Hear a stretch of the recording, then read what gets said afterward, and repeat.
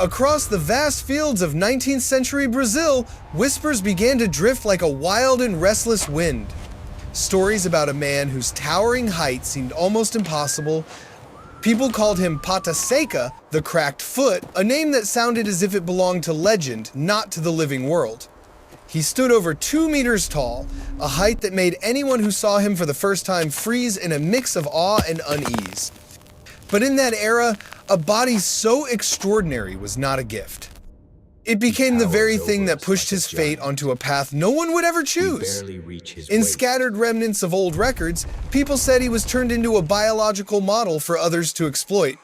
No one asked him whether he agreed. No one saw him as a human with feelings. Only numbers remained, and the desires of those in power. They believed his strong body would create future generations that met their needs, a belief as cold as stone.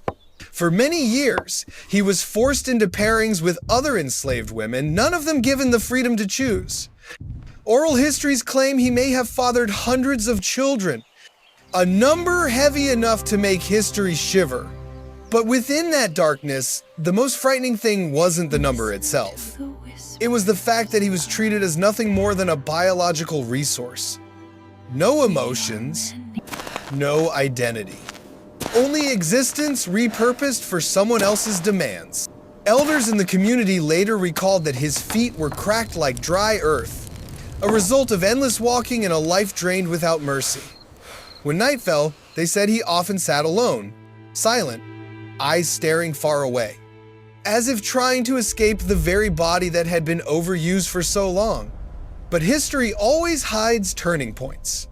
And for him, that turning point arrived in the year 1888. When Brazil declared the end of slavery, it felt as if the land itself had been split open, allowing a thin beam of light to slip through. Pata Seca stepped out from the shadows of his life. Not with celebration, but with the quiet endurance of someone who had suffered too much. They gave him a piece of land, small, yet the first possession in his life that no one could take away. And for the first time, he chose who he wanted beside him.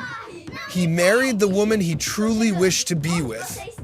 Together, they raised 9 children, this time not out of obligation, but from the warmth of a real family. Those children grew up in a humble home where Pata Seca could finally be seen as a father, not as a source of utility. Neighbors said he was gentle, quiet, and that his smile carried a warmth that softened the silence he had endured for so long.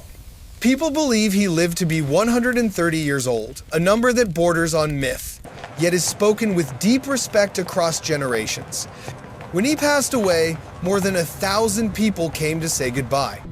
Not because he held power, but because he symbolized survival itself.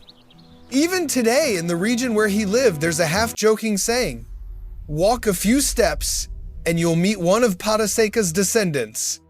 Many believe that nearly 1/3 of the local population carries traces of his lineage. But more important than any gene is the reminder they carry, a reminder of a harsh past and the extraordinary resilience of a man once reduced to a tool, yet who ultimately reclaimed his life. Pata Seca is no longer remembered as a biological model, but as living proof that freedom, even when late, can still heal the darkest chapters. And his story continues like a lingering tremor in the collective memory of an entire community.